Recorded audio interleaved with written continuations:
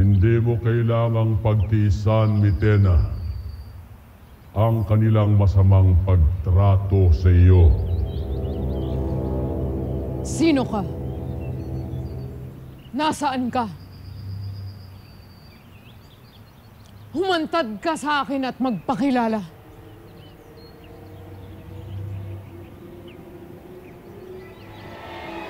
Arisana, Mitena. Ikinararangal kong makilala ka.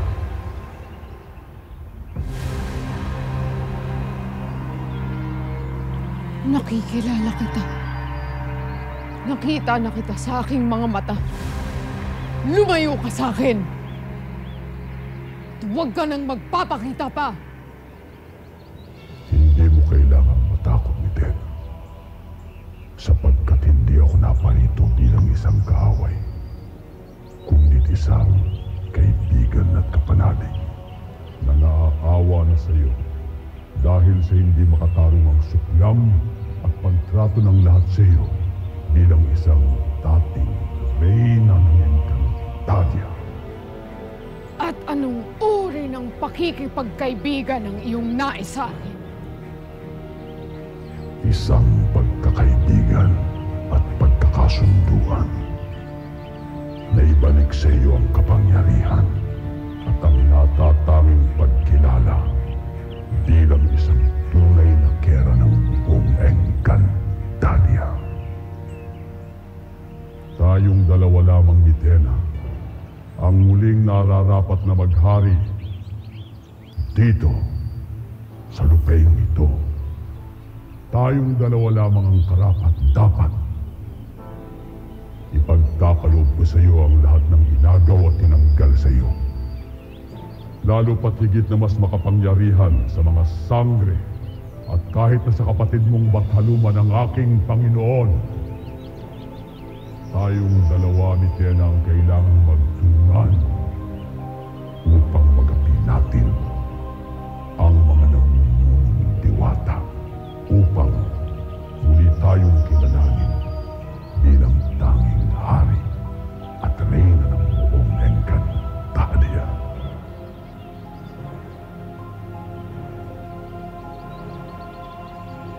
Huwag mo akong tuksohin. Umalis ka na. Bakit, Mitena? Umaasa ka pa ba na ang iyong pagbabago ng ugali ang iyong magiging katupusan? Sa palagay mo ba ay pagtitiwalaan at paniniwalaan ka talaga nila rito? Hindi mo mahahanap sa mga engkantado ang pagmamahal na ninanais mo, kung hindi sa kapangyarihan at sa walang hanggang pagkilala na makakamtan mo lamang kung makikipagtulungan ka sa amin ng aking Panginoon. Huwag mo nang guluhin ang aking isipan! Umalis ka na! Bibigyan kita ng sapat na pagkakataon upang makapag-isip, Mitena.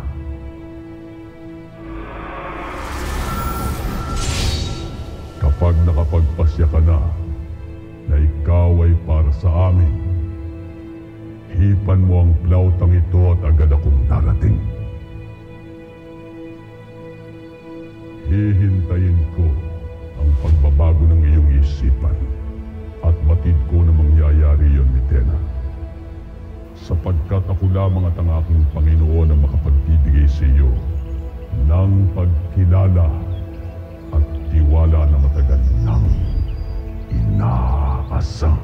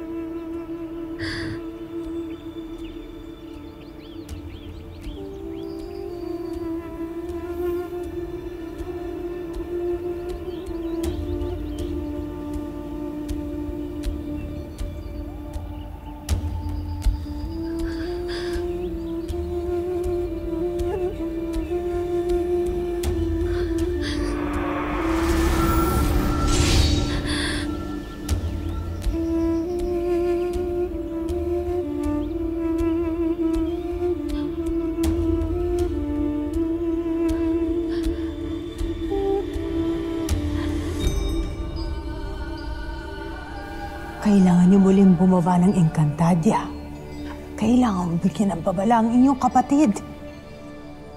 Ngunit paano ko yung gagawin kung ito talaga ang tadhanang kailangan landasin ng aking kapatid? Niya nang lubos ang kanyang sarili at mahanap ang kanyang dalisay na katubusan pabalik sa akin. Kung ganon, kailangan mo mamagitan kay Hara Alena. Isiwalat mo sa kanya yung pagbabalat kayo ni Hagorn upang matulungan natin ang ating lupain. Ginawa ko na ang lahat upang tulungan sila. Binigyan ko na sila ng babala. Maging si Alena ay may kailangan ring matutunan sa kanyang sarili. Ang tumayong mag-isa bilang tunay na hara. At mamuno ng may malinaw na kaisipan na may awa at walang kinikilalang paghawak sa katarungan. Hahayaan mo na lang sila na makapatil lang si Hagorn? Nasa kamay na ng lahat ng mga sangre ang pagkilatis at katubusan ng Encantadia, Maika. Umaasa ako na makakapasa sila sa mga pagsubok na ito. Paano kung hindi? Maging ang mga gaya kong batalungan ay may kapangyarihan na may hangganan din. Kaya't umaasa ako na hindi tayo bibiguin ng mga sangre.